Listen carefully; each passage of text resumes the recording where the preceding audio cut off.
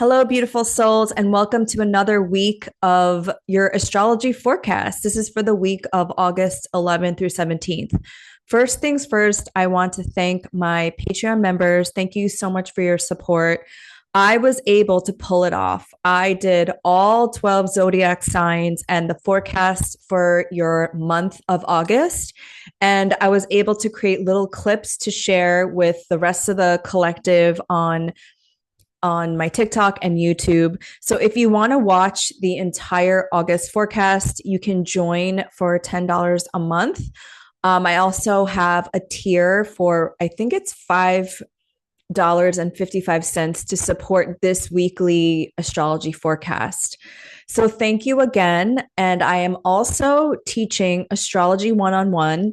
And I've gotten a lot of feedback so far because I announced this like maybe 2 weeks ago now. And I've gotten a lot of useful feedback. I think I'm going to plan to start teaching it on the equinox, which is September 22nd. I think I'm going to make it 12 weeks instead of 8. And a payment plan will be available. And I've kind of gauged what everyone can afford at this time and taken the average. So there also might be a sliding scale. If you want to fill out the form so that I can get more data, then the form will be down below in the description box. And honestly, if you can't afford this time or you can't join for some reason this cohort, I will be offering it again next year because I do want to have different cohorts at different seasons of the year. So look out for that announcement when this astrology class officially launches. And my intention for teaching astrology now is because of everything that is happening in our collective. We are witnessing the death of empire and potentially a societal collapse of this iteration. We are going to need to find our people, and we're going to need to truly understand ourselves and our gifts and talents and what we were meant to do in this lifetime. And I believe astrology is a powerful tool to do that. It really helped me on my journey. And so I want to teach it now and help people to read their own charts and transits. This class will probably be the birth chart first and then getting into the transits, maybe in Astrology 201. We shall see. I'm still working out those details. But essentially, the reason why this forecast is a little late is one, I wanted to wait until Mercury went direct this morning. And also, I was really going through my emotions yesterday. And this is part of the recap. But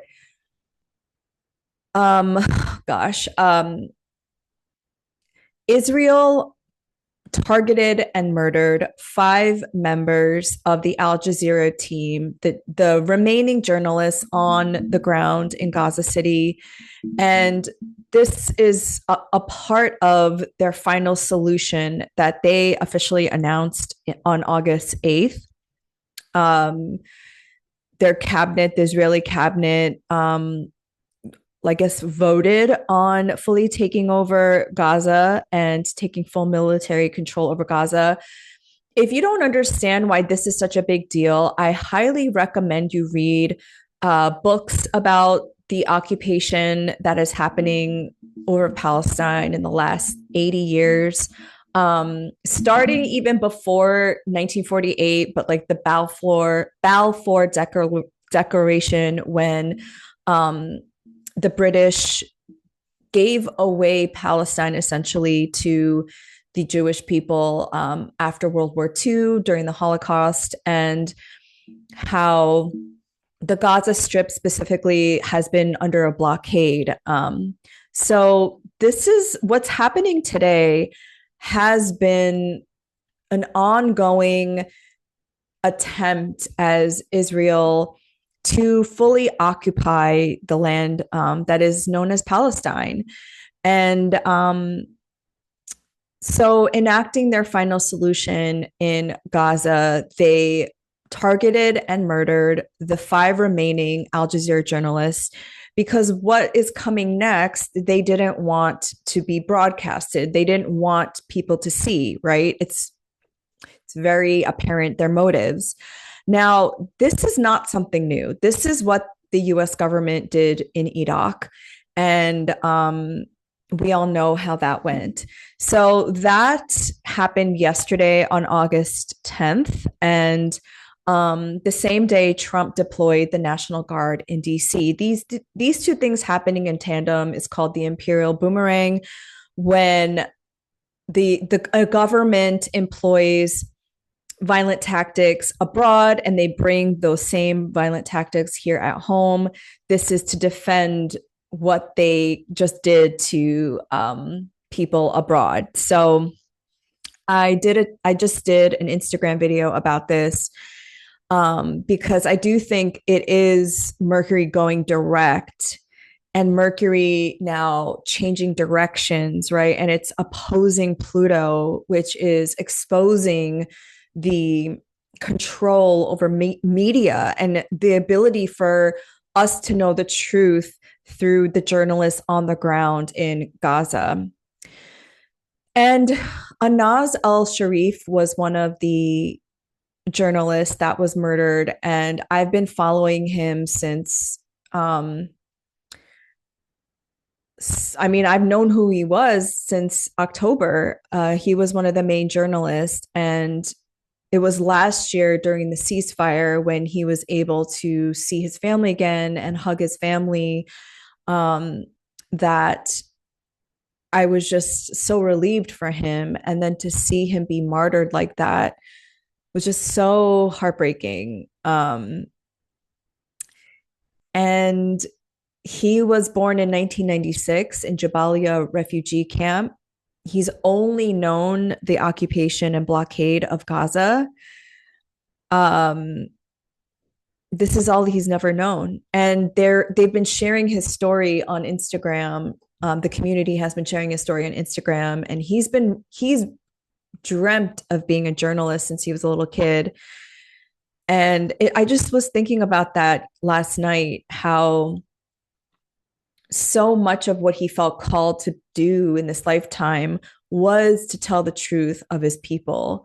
And he basically risked his life every day to be the voice of his people, and to ultimately be martyred for that just is devastating.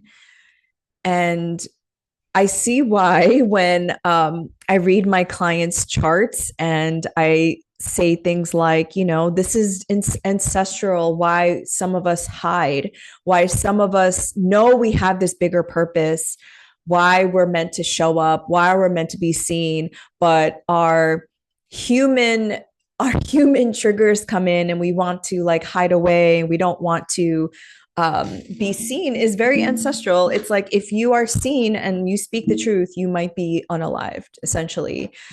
And so many of my clients have those signatures in their charts, and I can't necessarily blame them because it's literally happening to people all over the world. So my hope is that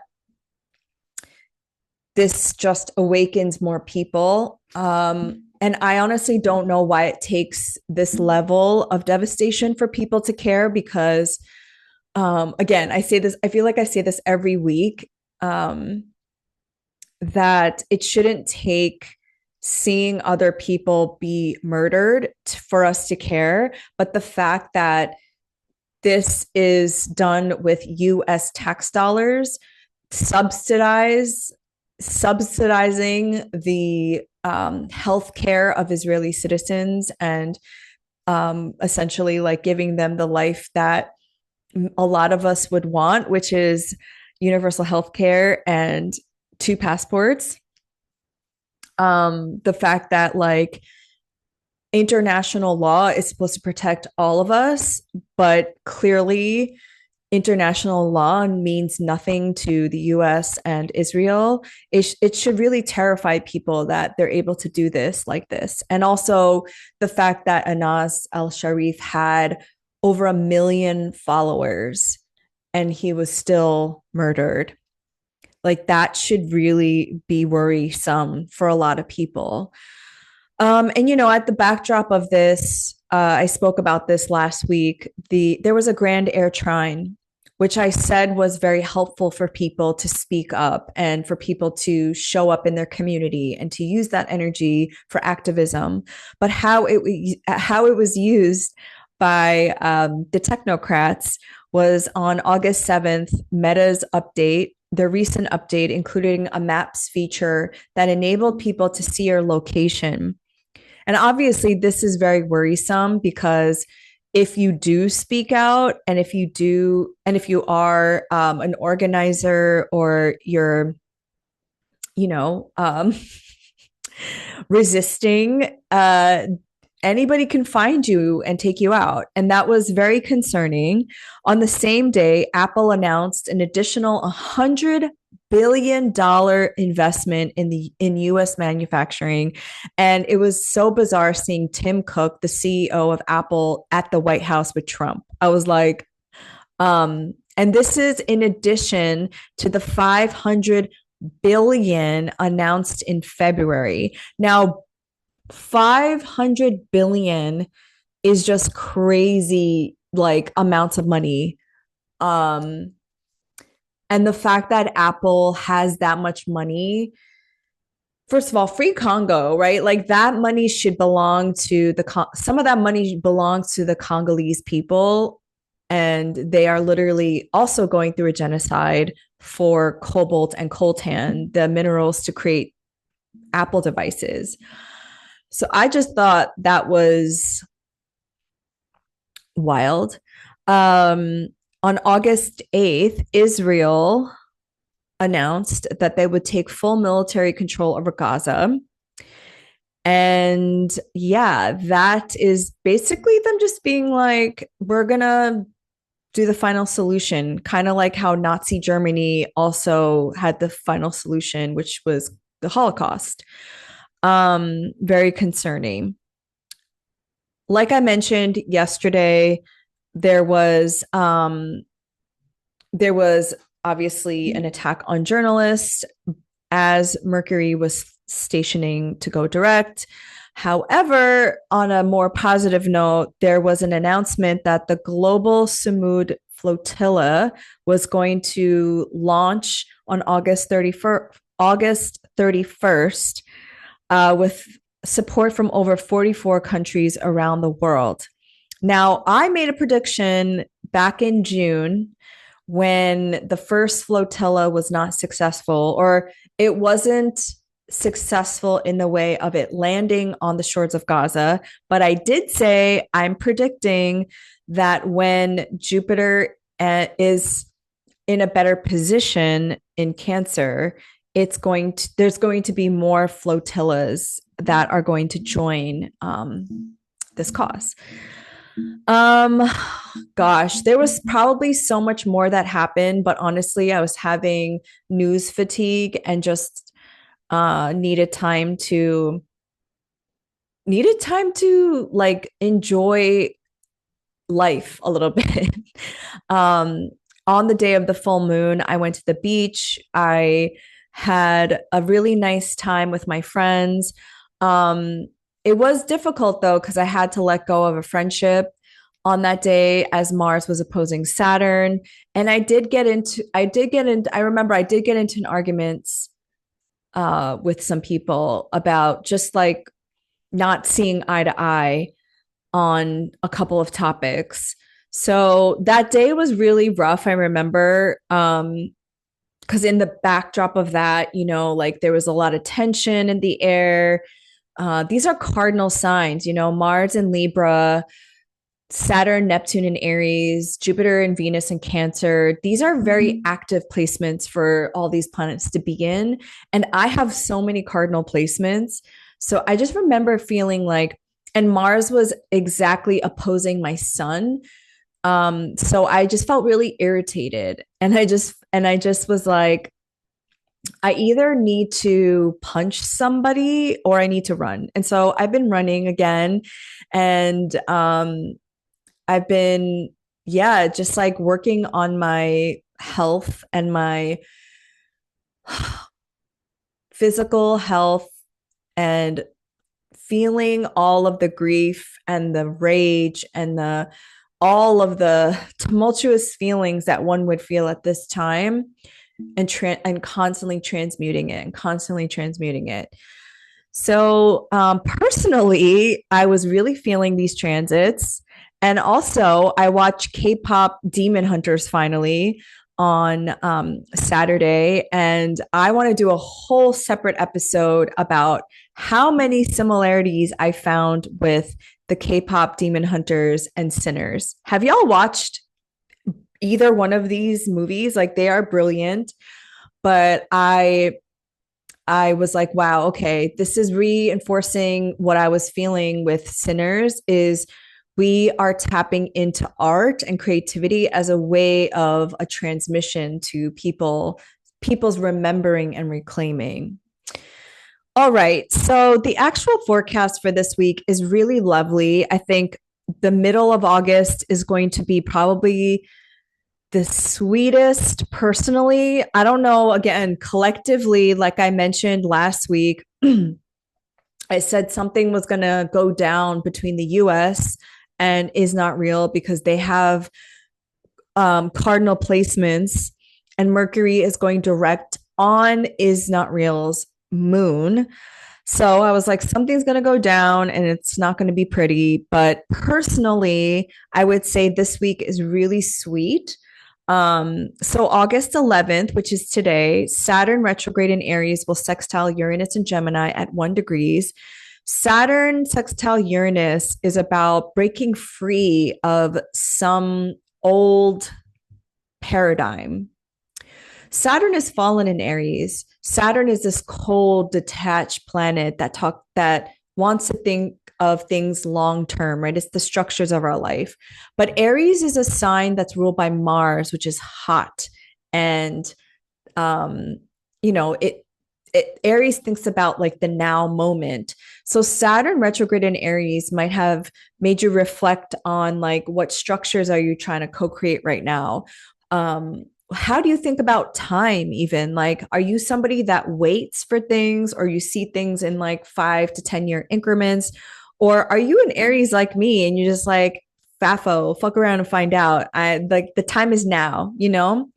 And how are those ideas being supported by this Uranus and Gemini, which is, you know, Uranus is revolutionary, it's awakening, it's invention and innovation, in the sign of Gemini, which is like your neighborhood, news, information. So I do think it's interesting that we're all like August 11th, we've all woken up to this news that like journalists were murdered. And what does it mean when a settler colonial state just takes out journalists? It's like, if you have nothing to hide, why are you murdering journalists? You know what I mean? But I think personally, this is something that, you know, you're thinking about breaking free from, maybe your own limitations, maybe limitations of your own mind. Because on the same day, Mercury is going direct at 4 degrees of Leo. So think back to June 30th. This was the last time Mercury was at 4 degrees. Up until now, what did your Mercury retrograde entail? Like, what thoughts, what ideas were coming up during this time? This was not a very easy Mercury retrograde, just because part of this transit, Mars was in Virgo, Venus was in Gemini, Uranus is in Gemini. So all of these planets were speaking to that Mercury. So multiple house topics were coming into one retrograde. And obviously now Mercury is opposite Pluto in Aquarius.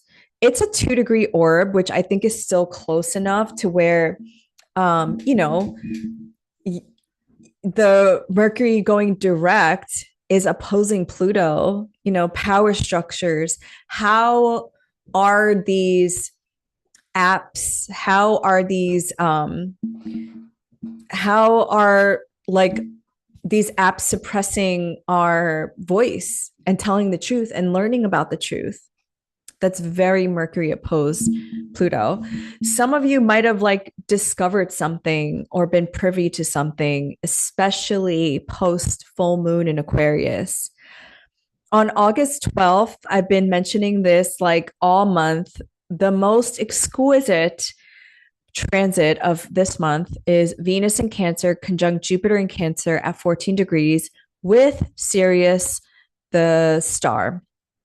Um, so I did a video on my Instagram about Lionsgate 88 portal.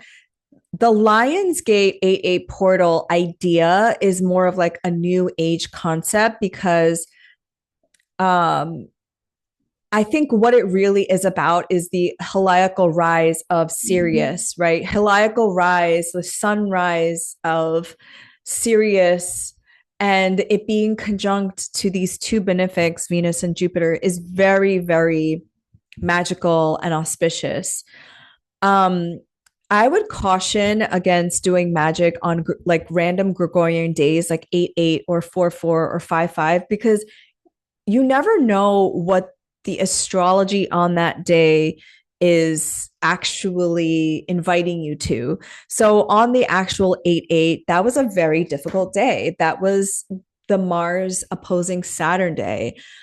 So if you were trying to manifest something, it would have had embedded in that chart, which is called electional astrology, some sort of opposition, some sort of tension between you and another person. So I would just caution about that. Of course, like I believe in the power of the mind. If you believe in something enough and you have an intention, anything is possible. I do believe in free will. So if you believe in the Lionsgate portal 8 8, go for it. Like manifest your heart away. I'm just giving you a piece of advice that you also want to look at the astrology, the transits of that day to see if they're supportive in what you're calling in.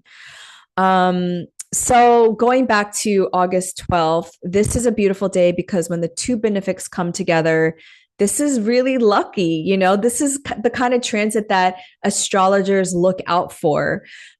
Jupiter is exalted in Cancer. And I think at the individual personal level, this could be just, you know, setting an intention, doing some magic around like collective care and um you know, being physically like feeling safe and secure in your ability to um you know, like grow whatever it is that you want to grow. Like what is it that you are manifesting? What is it that you're co-creating in this moment? And can you feel that first in your embodiment, as Cancer talks about the body and our emotions and our memories. Now at the mundane level, okay, the US and Israel both have Venus in Cancer. And how that's showing up clearly is the right to defend themselves. It's almost like doubling down on their nationalism. So while this is like, it's still a benefic placement, how a nation can use this is, you know, increased like yesterday Trump called the National Guard. That's very, you know, Cancer. That's very Cancerian. That's very like let's defend our people, right? Who they deem is our people. I mean, let's just talk about white supremacy right now. So while this is at your individual level really lucky, we have to be careful when we say these grand statements about Venus and Jupiter being lucky, because what we could be seeing in the next couple of in the next year, because you know this is like a longer transit, is just more of that nationalistic defense that the US is employing. Sirius is the star that was revered by the Egyptians, Chinese, Mayans. They observed that with the heliacal rise of Sirius, the Nile River would flood, the second rainy season would come. And what that portended was a time of fertility with agriculture. And back then, that was abundance. Like having enough grain and food to feed people um, was a marker of abundance. You know, if you think of like what abundance is like having more than enough. So this is why Sirius as a star is seen as benefic and seen as lucky. because ultimately it had that like that marker for a fertile time to come. So again, do some magic on that day. Pray for the protection of yourself. Like, do protective spells, protect the children, protect us, our sovereignty, our agency. Um, and yeah, this is all about collective care as well. On August 14th, Mars in Libra will sextile to Mercury in Leo at 5 degrees. This is really lovely. All sextiles are 60-degree angles between two signs that are supportive for each other and two elements as well. So Mars is in a air sign, Mercury is in a fire sign. These two support each other. So Mars in Libra, of course, Mars is in detriment in Libra, but Mars in Libra for me is fighting for justice, fighting for what's right in alignment with your values. And sextile to Mercury and Leo, this is all about speaking the truth, speaking to what's important to you. So as Mercury is going forward, it's going to make this nice sextile to Mars and Libra. So again, like we start off this week with Saturn retrograde in Aries, sextile to Uranus and Gemini. This is like breaking free of an old calcified belief system or way of being.